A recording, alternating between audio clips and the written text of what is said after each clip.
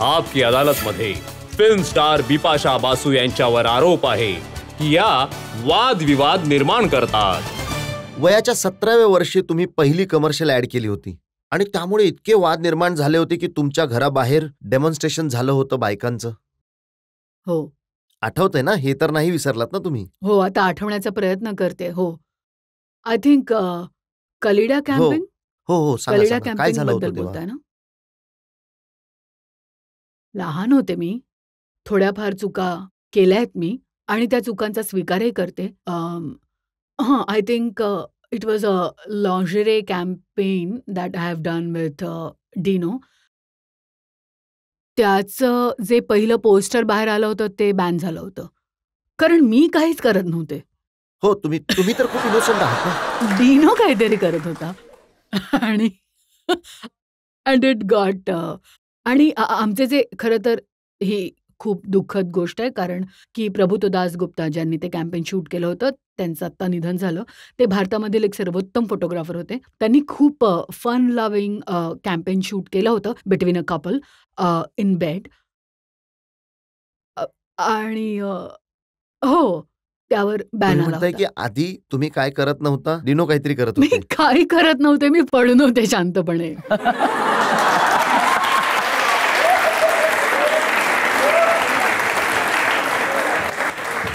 I am in trouble. आणि काही वर्षांनंतरही तुम्ही काहीच करत नव्हता, जॉन करत होते.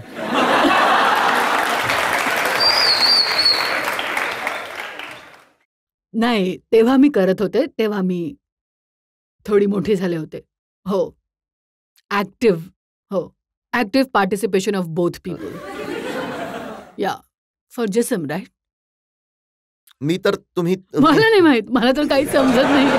आता हात थंड पडलेत. आता योग्य उत्तर बाहेर येत नाहीये. जेव्हा जॉन आले होते आपकी अदालतमध्ये तेव्हा तुमच्याबद्दल खूप चांगलं बोलले होते हो, ते. तेव्हा मी होते त्या दिवशी दिल्लीमध्येच. तुम्ही ऐकलं होतं ते काय बोलले हो, होते हो. ते? मी होते. दिल्लीमध्येच होते. जेव्हा तुम्ही शो केला होतात.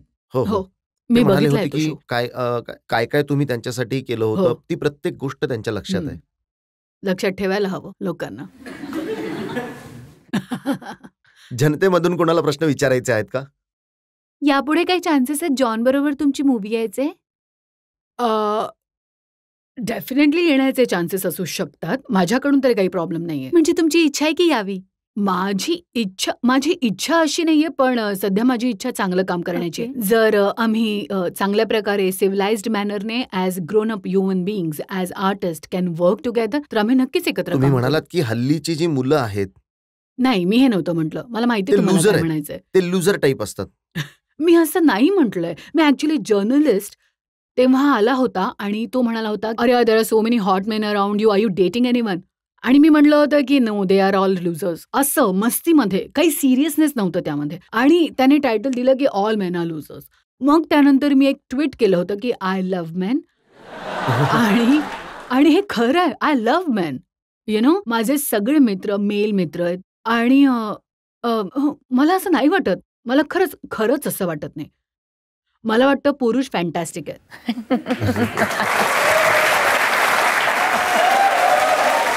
तुमच्या आयुष्यातला सगळ्यात चांगला टर्निंग पॉइंट कुठला खूप होता? गोष्टींबाबत खुलासा केला इथे. खूप गोष्टींना रिव्हिजिट देखील केलंय मी, जे मी खूप दिवसांपासून केलं नव्हतं. मला वाटतं टर्निंग पॉइंट माझ्या आयुष्यातला आत्ता ह्यावेळी मी सांगू शकते की त्या दिवसापासून जेव्हा माझं ब्रेकअप झालं. आपण आयुष्याला खूप ग्रांटेड घेत असतो आणि आपल्या आयुष्यातल्या खूप साऱ्या प्रायोरिटीज डिपेंड करत असतात आपल्या आयुष्यातल्या इतर माणसांवर. ह्या गोष्टीने मला काहीतरी शिकवलं की खूप महत्त्वाचं आहे आयुष्यामध्ये, ज्याबद्दल मी आधी बोलत होते, की आयुष्यामध्ये तुम्ही स्वतःला महत्त्व देणं खूप गरजेचं आहे. जर तुम्ही तुमच्या आनंदाला समजून घ्याल, स्वतःला समजून घ्याल, तर मला वाटतं की तुम्ही तुमच्या आयुष्यामध्ये एक चांगले गिव्हर बनता आणि तुम्ही तुमच्यासाठी चांगल्या गोष्टी निवडता, तुमच्यासाठी तुमच्या आयुष्यामध्ये. सो खूप जास्त गोष्टी मला समजल्यात. मी खूप जसं मी सांगितलं, की माझ्या मित्रांना असं वाटतं, की मी एक अशी एकदम happy go lucky hippie kind of a girl.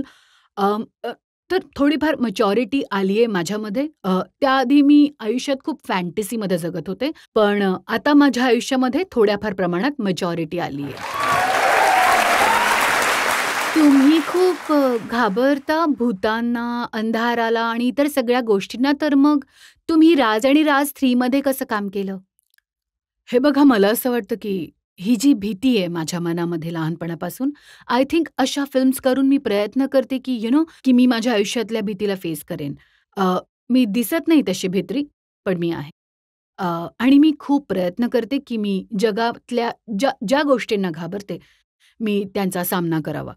आणि आणि कुठेतरी मला स्वतःसाठी थोडं स्ट्राँग बनायचंय. मला माहीत नाही. And I also feel all you girls, सगळ्यांनी आपल्या आयुष्यामध्ये जर तुमच्या आयुष्यामध्ये कसली भीती आहे, तर खरंच तुम्ही तिला जाऊन फेस केलं पाहिजे. तिच्यापासून पळ तुम्हाला काढण्यापेक्षा. पालीची खूप भीती वाटते? हो, खूप भीती वाटते मला तिची. मला तिला फेस करायचं नाहीये. मी खूप तुम्ही घाबरते. म्हणताय ना ज्या ज्या गोष्टींना तुम्ही घाबरता त्याला फेस करावं. मग मी- पाहिजे तर मागूया एखाद दोन. मी इतक्या जोरात पळीन ना इथून, एका सेकंदात दिसेन अशी होईन.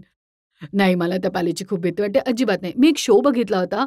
एक गेम शो एका मोठ्या चॅनलवर येणार होता, की मुली बसल्या होत्या आणि त्यांच्या चेहरा आंबा लावला होता, आंब्याचा रस, आणि इतक्या मोठमोठ्या पाली सोडल्या होत्या त्यांच्या अंगावर. आणि त्या मुलींपैकी काही माझ्या मैत्रिणी होत्या, fellow models like Netra and all, आणि याना गुप्ता, आणि त्या पाली त्यांच्या संपूर्ण चेहऱ्यावर. मी असते तर मेले असते. मला असे असे पैसे नकोयत. मला असा एक्साइटमेंट अजिबात नकोय.